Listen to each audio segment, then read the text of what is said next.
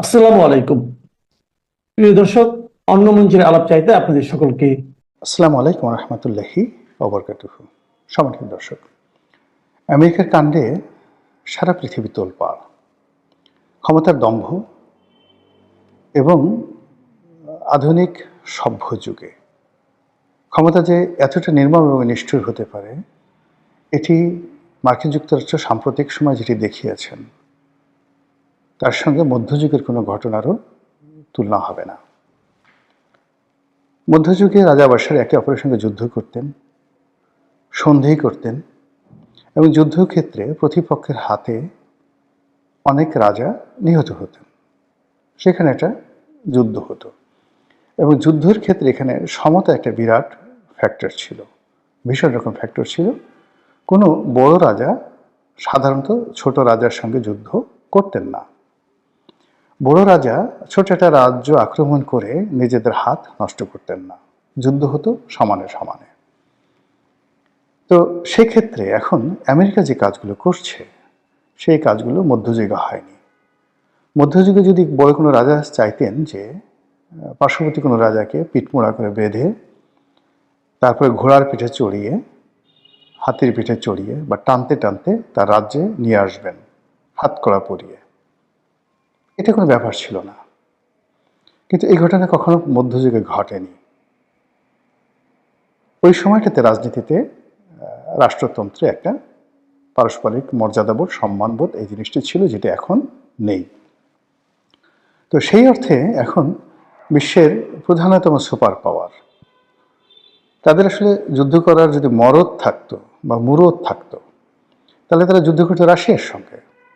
আজ যদি তারা পুতিনকে ধরে নিয়ে যেতে পারতো, চীনের প্রেসিডেন্ট শিকে ধরে নিয়ে যেতে পারত, কিংবা ভারতের প্রধানমন্ত্রী নরেন্দ্র মোদী তাদেরকে ধরে নিয়ে যেতে পারতো, ইংল্যান্ডের প্রধানমন্ত্রী, ফ্রান্সের প্রেসিডেন্ট তাদেরকে ধরে নিয়ে যেতে পারতো, তাহলে বোঝা যেত যে না, বাপের বেটা, সত্যিকার অর্থে বাপের বেটা। কিন্তু এ কি অসভ্যতা নেই।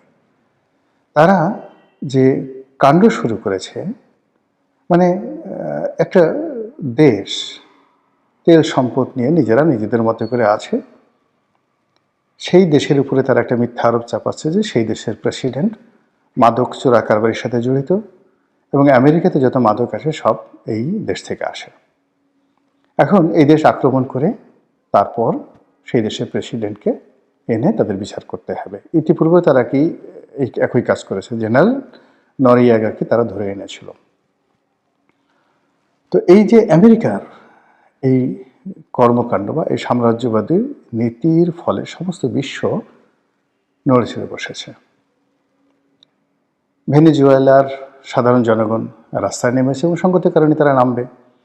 যে কোনো মানুষের যদি আত্মমর্যাদাবোধ, ন্যূনতম আত্মমর্যাদাবোধ থাকে, তিনি কখনো চাইবেন না যে ভিন দেশের কোনো রাষ্ট্রশক্তি এসে তাদের দেশের মন্ত্রী, প্রধানমন্ত্রী বা রাষ্ট্রপ্রধানকে একেবারে গাড়িতে করে তুলে নিয়ে যাক, হাতকড়া পরা অবস্থা। এটা একটা জাতিসত্তার জন্য অপমান। এবং কোনো মানুষের ন্যূনতম মর্যাদা বোধ থাকলে তারা কিন্তু ঘুমাতে পারবে না, এটাই স্বাভাবিক। ভেনেজুয়েলার মানুষ ঘুমাতে পারছে না। দ্বিতীয়ত, তারা পৃথিবীর সবচেয়ে বড় মানে তেল রিজার্ভকারী দেশ। বিশ্বের 20% তেল এখন ভেনেজুয়েলাতে রয়েছে, যে তেলের মূল্য হলো $20 ট্রিলিয়ন। এখন এই তেল দখল করার জন্য আমেরিকা যে চক্রান্ত করছে, এটা পৃথিবীর যে কোনো বোকালোক বুঝে। আর এই কাজ করে ডোনাল্ড ট্রাম্প নিজেকে অনেকটা বেসামাল বানিয়ে ফেলেছেন, মোর দ্যান হিটলার। হিটলারের পোল্যান্ড আক্রমণ এবং দ্বিতীয় বিশ্বযুদ্ধের যে সূচনা, ওই সময়টাতে আপনারা যারা হিটলারকে মূল্যায়ন করবেন, ওই সময়টাতে জার্মান বাহিনীর আধিপত্যবাদ যারা দেখবেন, পরবর্তীতে ফ্রান্স দখল, ইটালি দখল, স্পেন দখল, ইটালি তো তারা দখল করেনি, স্পেন দখল করেছিল, এই সব মিলিয়ে রাশিয়াতে আক্রমণ, সারা ইউরোপকে তছনছ করে দিয়েছিল হিটলার। এখন এই যে ভেনেজুয়েলার যে আক্রমণ, সে আক্রমণ এটা তাদের পোল্যান্ড আক্রমণের মতো ঘটনা ঘটল। দ্বিতীয় বিশ্বযুদ্ধের পোল্যান্ড আক্রমণের মতো এই ঘটনা ঘটল। এখন জনাব ডোনাল্ড ট্রাম্প যে সকল কথাবার্তা বলছেন, ইউরোপে সে ঝগড়া লাগাতে চাচ্ছে, কানাডার সাথে সে ঝগড়া করতে চাচ্ছে, মেক্সিকোর সাথে ঝগড়া বাঁধিয়ে দিতে চাচ্ছে, কলম্বিয়ার সাথে ঝগড়া বাঁধিয়ে দিতে চাচ্ছে এবং কিউবা থেকে শুরু করে অন্যান্য যে সকল দেশ আছে সকল দেশের রাষ্ট্রপ্রধানকে সে ধরে আনতে চাচ্ছে। ভালো কথা। তো আমেরিকার এই আধিপত্যবাদ যদি দক্ষিণ আমেরিকা মানে ইউনাইটেড স্টেটস অফ আমেরিকাকে বলা হয় উত্তর আমেরিকা, আর তার অপোজিটে যে সকল রাষ্ট্র রয়েছে সেগুলোকে বলা হয় দক্ষিণ আমেরিকা বা ল্যাটিন আমেরিকা। তো সেই দক্ষিণ আমেরিকার দেশের সাথে যদি আমেরিকার গণ্ডগোল হয় সেটা আমেরিকা মহাদেশেই থাকবে। কিন্তু তারা সেই প্রথম মহাযুদ্ধের পর থেকেই এশিয়াতে তাণ্ডব চালিয়েছে। প্রথমে মানে যাকে বলা হয় ফার ইস্ট বলতে যেটিকে বোঝায় দূরপ্রাচ্য, তারপরে মধ্যপ্রাচ্য মানে দূরপ্রাচ্য বলতে ভিয়েতনাম, কম্বোডিয়া, এই অঞ্চলে তারা যে অপকর্ম করেছে, তারপরে এশিয়াতে আফগানিস্তানে তারা যে অপকর্ম করেছে, মধ্যপ্রাচ্যে তারা যে অপকর্ম করেছে, সেই অপকর্ম করে এই অঞ্চলকে লুটপাট শেষ করে তারা এখন তাদের যে নতুন যে থাবা তাদের নিজের প্রতিবেশীর উপর তারা দিয়েছে, দক্ষিণ আমেরিকার সেই ভেনেজুয়েলা, আর চেষ্টা করছে অন্যান্য দেশের প্রতি দেওয়ার জন্য। এবং যখন একটা প্রাণী দেখবেন যে কিছু প্রাণী আছে বিচ্ছুর যে বাচ্চা ও জন্ম নেয়, জন্ম নেওয়ার সময় তার মায়ের নাড়ি ভুড়ি খেয়ে তারপর শেষে পেটের ভিতর থেকে বের হয়। এই হলো বিচ্ছুর চরিত্র। তো সেই দিক থেকে আজকের যে আমেরিকা, সেই আমেরিকার আজকের এই পর্যায়ে এসেছে মূলত ইউরোপের ঘাড়ে ভর করে, ইউরোপের শক্তি ব্যবহার করে, এবং ইউরোপ যুদ্ধ করেছে দ্বিতীয় মহাযুদ্ধে আর ফল লাভ করেছে আমেরিকা। তো এই যে আমেরিকার যে অকৃতজ্ঞতা বোধ, এখন সেই অকৃতজ্ঞতা বোধ দিয়ে তারা ইউরোপকে আক্রমণ করতে যাচ্ছে, এবং সেটা শুরু করতে চাচ্ছে ডেনমার্ককে দিয়ে। অন্যদিকে আমাদের ভারতের যে নরেন্দ্র মোদী, সেই নরেন্দ্র মোদীর উপরও সে খেপেছে, বেজায় খেপেছে। ভেনেজুয়েলার প্রেসিডেন্টকে ধরে নিয়ে যাওয়ার পর সে সংবাদ সম্মেলন করছিল, তো বিভিন্ন মানুষ তাকে প্রশ্ন করেছে বিভিন্ন বিষয়ে। কেউ কিন্তু ভারত নিয়ে কেউ কোনো প্রশ্ন করেনি, সে নিজেই উদ্যোগী হয়ে, আপনার সেটা দেখবেন সংবাদ সম্মেলন, অবাক করা ঘটনা। এটা মধ্যযুগের পাগলা রাজারও এই কাজ করতেন না, আলাউদ্দিন খিলজিও কখনো এই ধরনের কাজ করতেন না।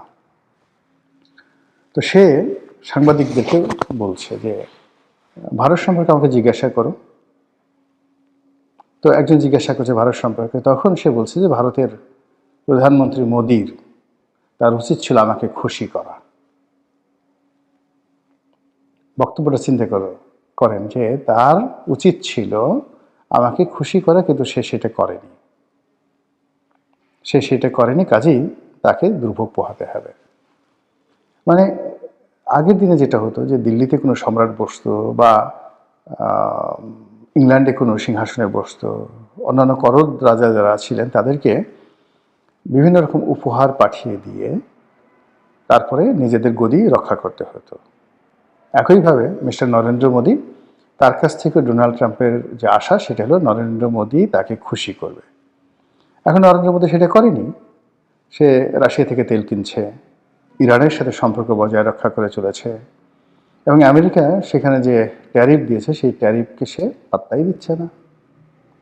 এখন ভারতের যারা মূলধারার গণমাধ্যম, তারা এই যে ডোনাল্ড ট্রাম্পের এই বক্তব্যে ভীষণ রকম খেপেছে। তারা বলেছে যে আমাদের আমেরিকার সাথে ব্যবসা বাণিজ্যর দরকার নেই, প্রয়োজন হলে আমরা সামরিক শক্তি ব্যবহার করব, এবং আমেরিকার এই এশিয়াতে যত রকম স্থাপনা রয়েছে আমরা দরকার হলে চীনের সাথে সকল বিরোধ মিটিয়ে ফেলবো, আমরা দরকার হলে রাশিয়ার সঙ্গে কৌশলগত মিত্রতা করব, কিন্তু আমেরিকার এই ধরনের অপমান আমরা আর সহ্য করব না। আবার অন্যদিকে আর এক পক্ষ বলার চেষ্টা করছেন যে এই মুহূর্তে ভারতের যে ইকোনমি গুগল কেন্দ্রিক, ইউটিউব কেন্দ্রিক, মাইক্রোসফট কেন্দ্রিক, প্রযুক্তি কেন্দ্রিক, সব কিছুই আসলে আমেরিকার প্রযুক্তিতে চলে। এমনকি তাদের যে এভিয়েশন ব্যবসা, পেট্রোলিয়াম ব্যবসা, সবই মানে হার্ডওয়্যার যাদেরই থাকুক না কেন সফটওয়্যারটা আমেরিকান। কাজে আমেরিকার সাথে এই মুহূর্তে দ্বন্দ্ব সংঘাতে জড়িয়ে যাওয়া ঠিক হবে না। যদি আমেরিকা অ্যাপেলকে দিয়ে তাদের পুঁজি প্রত্যাহার করিয়ে নেয়, KFC, Pizza Hut, YouTube, Google, Facebook সবাই যদি ভারত থেকে তাদের ব্যবসাপাতি গুটিয়ে নেয়, ভারতের অর্থনীতি দেউলিয়া হয়ে পড়বে জাস্ট 24 ঘন্টার মধ্যে। তো এই যে হুমকি, সেই হুমকির প্রেক্ষিতে এখন এই যে হুগো স্যাভেজের মানে যাকে বলা হয় মাদুরোর পরে নরেন্দ্র মোদীর নাম উচ্চারণ করেছে ডোনাল্ড ট্রাম্প। ফলে এটা এখানে থেমে থাকবে না। এবং ডোনাল্ড ট্রাম্প যখনই যে কথাগুলো বলেছে, যে পাগলামিগুলো করেছে, আপনি গিয়ে দেখুন তার সেই প্রথম টার্মে সে যে ক্ষমতায় এসেছে তখন থেকে আজ অবধি তার প্রতিটি কথায় কিন্তু ধারাবাহিকতা আছে। সে কিন্তু ভালো হোক মন্দ হোক আমেরিকা ফার্স্ট বা সে যে কাজগুলো করতে চেয়েছে, যে যুদ্ধগুলো করতে চেয়েছে, যে যুদ্ধ বন্ধ করতে চেয়েছে, সে সেটা মিন করেছে এবং করেছে। তো কাজে ভারতের সঙ্গে তার যে এই সম্পর্কটি, সেই সম্পর্কটি আগামীতে ভালো যাবে না। আর সেক্ষেত্রে ভারতকে শায়েস্তা করার জন্য যদি আমেরিকা বাংলাদেশকে ব্যবহার করে, এখানে ডিপ স্টেটের কার্যক্রম আবার নতুন করে চালু করে, তারপর এখানে যদি তারা আফগানিস্তানের মতো আল কায়দা তৈরি করে কেবলমাত্র ভারতকে দমন করার জন্য, তারা সব পারে। তারা যদি এই বাংলাদেশের জঙ্গিবাদকে উস্কে দেয়, তারা যদি বাংলাদেশে তালেবান নিয়ে রাষ্ট্র কায়েম করে ফেলে কেবলমাত্র ভারতকে শিক্ষা দেওয়ার জন্য, এটা কিচ্ছু না, একেবারে স্বাভাবিক ওয়ান টুর বিষয়। এবং সেই কাজটি ভারত যদি করে, আমেরিকা যদি করে, তাহলে ভারত হয়তো সেটা মোকাবেলা করার শক্তি তাদের আছে এবং তারা চেষ্টা করবে। কিন্তু আমাদের কি কোনো প্রস্তুতি আছে? এই যে আমেরিকা এবং ভারতের যে